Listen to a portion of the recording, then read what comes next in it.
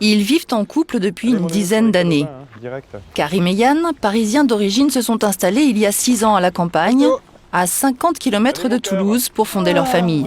2 papas et 2 fils. Allez, en route. Oh non, non, Théo. Les enfants ont été conçus grâce à une mère porteuse à l'étranger. C'est Yann, à droite, qui est le père biologique. Par contre, ça, on arrête. Avoir un enfant, ils en rêvaient depuis longtemps. 9 mois plus tard, leur désir a été plus que comblé.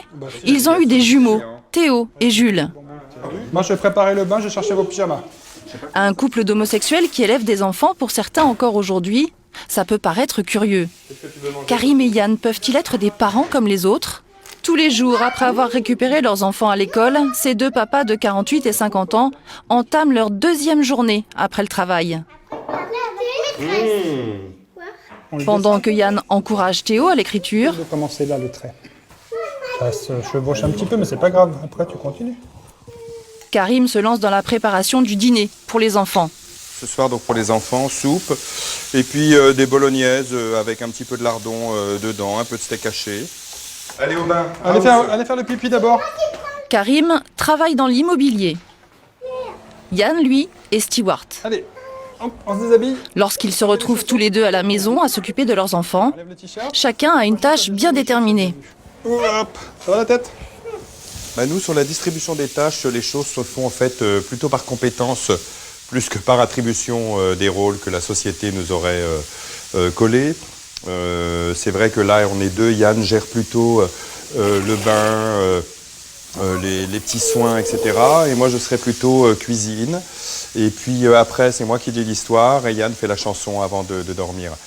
Non, non. Voilà donc ce que l'on appelle une famille homoparentale. Ouais, je le sais. Pour Jules et Théo, c'est simple.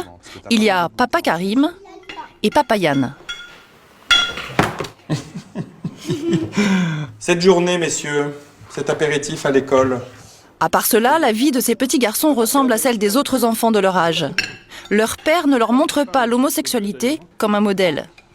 D'ailleurs, ils racontent sans tabou l'école, leurs copains et surtout leurs petites copines.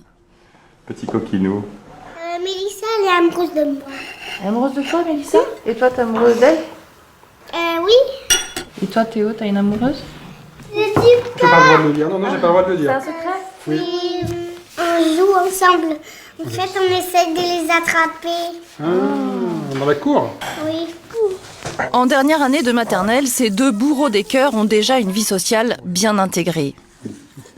On l'a lit juste à côté. Toto, t'as rincé les dents? Oui, mais il dit qu'il a peur. Après le Ouais, dîner ça va. et le brossage des dents, c'est Karim qui se charge de leur raconter une histoire. Et si j'étais rouge ou vert ou bleu, je serais toujours si beau. Yann, lui, est le papa chanson. Jamais navigué, qui n'a déjà jamais navigué. Tous ces petits rituels, Karim et Yann les répètent chaque soir depuis la naissance de leurs 2 enfants. Ce couple d'homosexuels élève ses enfants comme n'importe quel autre parent, sans être militant.